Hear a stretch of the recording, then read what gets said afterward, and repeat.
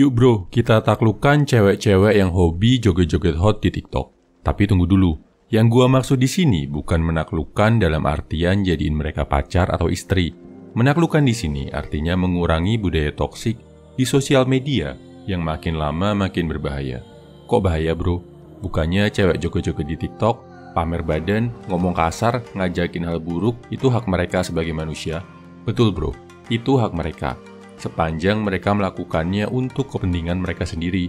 Problemnya adalah, yang mereka lakukan ditonton banyak orang. Kalau cuma joget-joget hot masih mending. Tapi kalau diikuti dengan bangga ngomong kasar, bangga pamer hal jelek, contohnya selingkuh, pergaulan bebas, mabuk-mabukan, itu berbahaya buat lingkungan sekitar bro. Cewek-cewek yang hobi pamer-pamer di sosmed dan dijual ke publik, disebut dengan istilah e-girl. Khusus yang versi lebih vulgar, disebut dengan nama e-thot. Efek negatifnya, berdasarkan studi, ditemukan hubungan erat antara meningkatnya perilaku seksual dan penggunaan sosial media di kalangan remaja. Ada pula peningkatan drastis dalam penggunaan kata-kata kasar. Jumlah konten vulgar tidak pantas meningkat hingga 68% di ASEAN. Semua studi tadi bisa lo akses di kolom deskripsi. Dan kalau ini dibiarkan berlangsung, apa yang akan terjadi? Siapa yang paling rugi? Jawabannya adalah para cewek yang joget-joget itu sendiri. Ini penjelasannya. 1. Bisa jadi jejak digital yang membunuh masa depan para cewek. Kalau di Amerika Serikat atau negara barat, budaya joget-joget hot di depan kamera, ngomong kasar, mungkin sedikit lebih bisa diterima.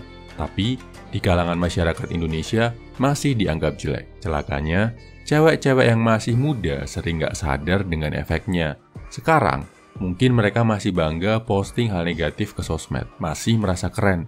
Tapi nanti saat mereka akan mencoba masuk ke dunia nyata, mereka akan ketemu masalah. Saat melamar kerja, bakal sulit diterima. Kebayangkan, kalau lo jadi HR perusahaan, lo ngelakuin background check sosmed, dan nemu video nggak bener dari si calon pelamar, pasti langsung ditolak. Apalagi kalau videonya kesebar di forum-forum cabul, mau akunnya dihapus pun akan makin sulit. Dan background check sosmed udah jadi protokol yang lazim di banyak perusahaan Indonesia saat merekrut karyawan baru. Ini baru saat melamar pekerjaan. Belum lagi saat nanti cari calon suami. Mungkin sekarang mereka masih bangga posting joget-joget hot di sosmed karena ngerasa dikejar cowok. Tapi yang nggak mereka sadar, cowok-cowok itu cuma menjadikan mereka sebagai objek pelampiasan nafsu. Bayangin bro, kalau lo disuruh nikahin, punya calon istri yang video dan foto-fotonya jadi bahan imajinasi cowok-cowok seluruh Indonesia, pasti lo akan berpikir 2 kali kan bro. Apalagi cowok Indonesia pasti banyak yang nggak mau. Kalaupun para cewek itu ada yang bisa dapat duit dengan pamer-pamer badan di sosmed, itu cuma sementara bro. Lo tahu sendiri, cewek cantik sekarang banyak, kompetisi pamer badan makin ketat. Umur mereka nambah sedikit aja, pasti fansnya akan berkurang. Nggak bisa lagi mengandalkan pemasukan dengan jadi e-girl. Kalau ini udah terjadi, mereka mau melamar kerja, nggak ada perusahaan yang mau nerima. Skill mereka pasti terbatas banget, karena waktu muda, waktunya habis buat sosmed. Mau cari suami, lebih sulit lagi dengan jejak digital yang udah tercoreng. Mungkin ada 1-2 cewek yang beruntung yang bisa dapat suami tulus atau jadi simpenan sugar daddy kaya. Tapi yang gagal pasti lebih banyak bro. Fenomena ini udah terjadi di Amerika Serikat. Cewek barat, karena budaya di sana lebih bebas, mungkin nggak akan mengalami konsekuensi berat. Cewek Indonesia, dengan kondisi masyarakat yang lebih konservatif, bisa hidup sengsara bro.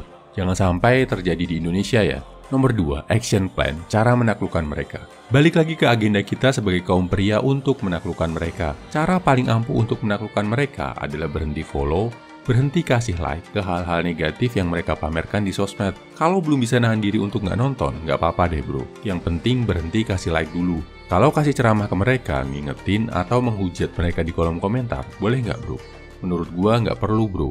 Pertama, itu justru bikin mereka ngerasa dapat perhatian. Kedua, cowok-cowok Indonesia di internet itu masih banyak yang lemah bro. Gak percaya? Cek deh kolom komentar di video cewek-cewek hot. 95% lebih komennya pasti dari para pria yang lapar. Kalau lo mengingatkan mereka di kolom komentar, lo justru akan dihujat sama cowok-cowok lemah yang membela si cewek TikTok. Si cewek justru merasa bener makin menjadi-jadi. Jadi keep it for yourself. Yang penting kita udah sama-sama tahu, cara untuk menghentikan kegilaan ini adalah dengan berhenti memberikan perhatian ke konten negatif di sosmed. Saat mereka sadar, yang kasih perhatian makin lama makin sedikit, Lama-kelamaan, kegiatan ini akan makin berkurang. Kesimpulannya, ini cara untuk menaklukkan kebiasaan toksik cewek-cewek yang hobi pamer hal negatif di sosmed. 1.